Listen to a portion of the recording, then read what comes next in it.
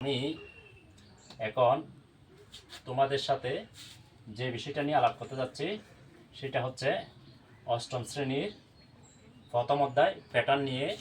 আমি পর্যায়ক্রমে সবগুলো অধ্যায় নিয়ে আলাপ আলোচনা করব, যাতে জুনিয়র বৃত্তি পরীক্ষা এবং অষ্টম শ্রেণীর যে কোনো পরীক্ষায় আমরা সহজ এবং সাবলীলভাবে যে কোনো বিষয়ে আমরা উত্তর প্রদান করতে পারি। তাহলে প্রথমে আমরা জানব প্যাটার্ন কী। তাহলে প্যাটার্ন হচ্ছে সাধারণত প্যাটার্ন বলতে যে কোনো নিয়ম বা ধারাবাহিকতাকে বোঝায়। তাহলে প্যাটার্ন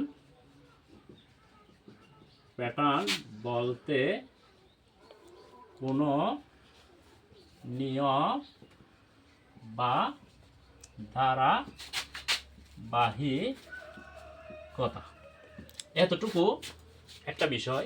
যেমন আমরা যখন দেখি যে কোনো জিনিসের একটা নির্ধারিত নিয়ম আছে, যেটা দেখলে এটা কেমন হবে। তোমরা যদি সে ফার্নিচারের দোকানে যাও, ওখানে যদি সে একটা ডাইনিং টেবিল দেখিয়ে দাও, এইটা কোন ফর্মেটে বানাবে, ওরা ওইভাবে বানিয়ে দেবে যে কোনো দোকানে গেলে। তাহলে এদের একটা কি আছে, প্যাটার্ন বা ছাপ আছে। তাহলে একটা ড্রেসিং টেবিল অথবা যদি সে জামা সেলাই করতে যাও, জামা সেলানোর জন্য চার্ট হলে চার্টের প্যাটার্ন আছে, অর্থাৎ ওভাবে একটা ছাপ ওরা যে কেউ এটা এভাবে সেলাই করতে পারবে। এই নির্ধারিত নিয়মটাকে বলা হয় প্যাটার্ন। তাহলে এখন প্যাটার্নের বেশ কয়েকটা বিষয় আছে, আমি এই বিষয়গুলো নিয়ে আলাপ করব। প্রথমে প্যাটার্ন কীভাবে আসছে। আসলে প্যাটার্নের সূচনা লগ্ন বলতে গেলে সেই 1785 সালের কথা বলতে হয়। তৃতীয় শ্রেণীর একজন বালক, সে যখন স্কুলে আসছে, সে খুব একটু তার হিসাব নিকাশের পারদর্শী ছিল। তো তার বাবার অনেক হিসাব নিকাশ করে দিত।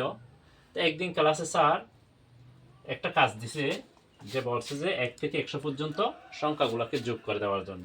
তো স্যার চিন্তা করছে তৃতীয় শ্রেণীর ছেলেদেরকে এরকম 1 থেকে 100 পর্যন্ত সংখ্যাগুলো যোগ করতে দিলে দীর্ঘ সময় লাগবে। স্যার এই জন্য এই কাজটা দিয়া বলতেছে আমি একটু রেস্ট নিই।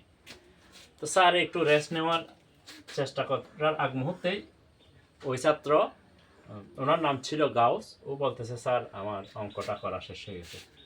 স্যার বলতেছে এত তাড়াতাড়ি তুমি কীভাবে এটা শেষ করলাম।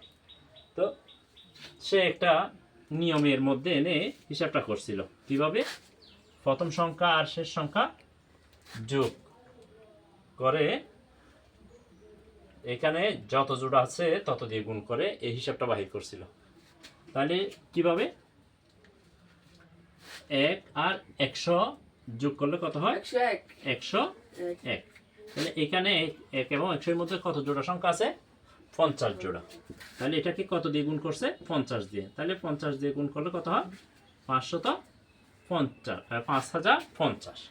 এইভাবে খুব দ্রুত সে এই কাজটা করেছিল। এইখান থেকে মূলত সূচনা এবং পর্যায়ক্রমে প্যাটার্নের ধারাবাহিকতা বৃদ্ধি পায় এবং এর মাধ্যমে আমরা যে কোনো বিষয়কে আগিয়ে তুলি। তাহলে আমি এখন প্যাটার্ন সম্পর্কে বলছি। পরবর্তী পার্টে আমরা এই প্যাটার্নের বিভিন্ন সূত্র কৌশল নিয়ে আলাপ করব। ধন্যবাদ।